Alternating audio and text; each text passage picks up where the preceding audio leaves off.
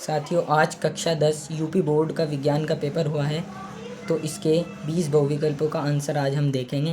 पहला क्वेश्चन है, एक लेंस की क्षमता -5 डायोप्टर है। लेंस की फोकस दूरी तथा प्रकृति होगी। तो इसका ऑप्शन नंबर बी सही हो जाएगा, -20 सेमी अवतल लेंस। दूसरा क्वेश्चन है, इंद्रधनुष के बनने का कारण है। इसका ऑप्शन नंबर डी सही हो जाएगा, प्रकाश का परिक्षेपण तथा पूर्ण आंतरिक परावर्तन।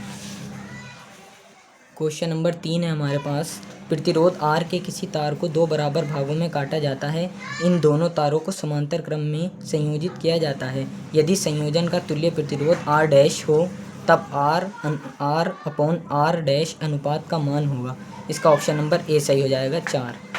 चौथा क्वेश्चन है हमारे पास, एक धारावाही चालक को समरूप चुंबकीय क्षेत्र में रखा जाता है। चालक पर बल की दिशा के लिए नियम है। तो इसका ऑप्शन 4 सही हो जाएगा, फ्लेमिंग का बाएं हाथ का नियम। क्वेश्चन नंबर 5 है हमारे पास, R प्रतिरोध के तार में विद्युत धारा I प्रवाहित होने पर प्रति सेकंड उत्पन्न ऊष्मा होगी। इसका आंसर नंबर सी सही हो जाएगा, I² इंटू में R। 6 क्वेश्चन है हमारे पास, ज़रा दूरदृष्टिता दोष के संशोधन के लिए सहायक लेंस होता है। तो इसके लिए ऑप्शन नंबर सी सही हो जाएगा, द्विफोकसी लेंस। क्वेश्चन नंबर 7 है, अवतल दर्पण का उपयोग किया जाता है। इसमें दंत विशेषज्ञ द्वारा सौर भट्टियों में, वाहनों में, अग्रदीपों में, ये सभी हो जाएगा option number D. Question number 8 है हमारे पास, अम्लीय विलयन का पीएच मान होता है। अम्लीय विलयन का पीएच मान हमेशा 7 से कम होता है, 0 से 7 के बीच होता है। तो ऑप्शन नंबर डी सही हो जाएगा।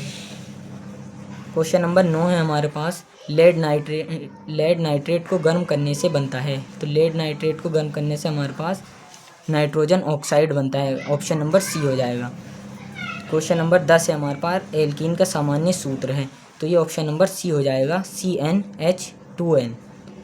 क्वेश्चन नंबर 11 है हमारे पास, ब्लीचिंग पाउडर का सूत्र है। तो ऑप्शन नंबर डी सही हो जाएगा, कैल्शियम ऑक्सीक्लोराइड।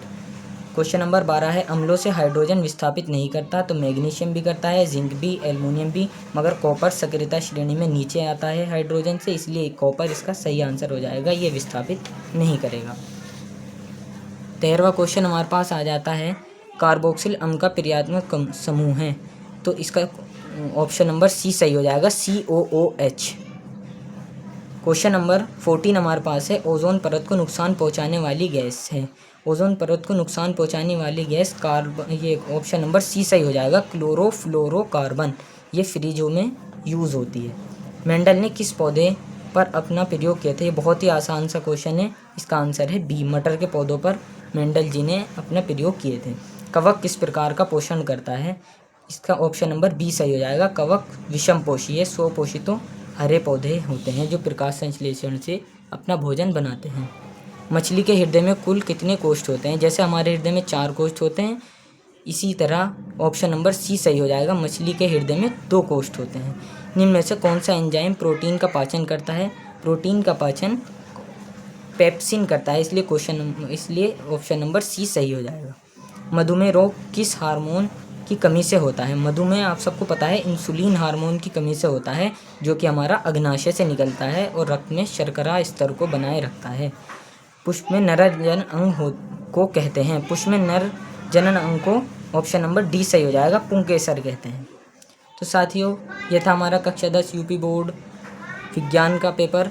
आप कमेंट में बताएं आपके कितने सही हुए। Thank you.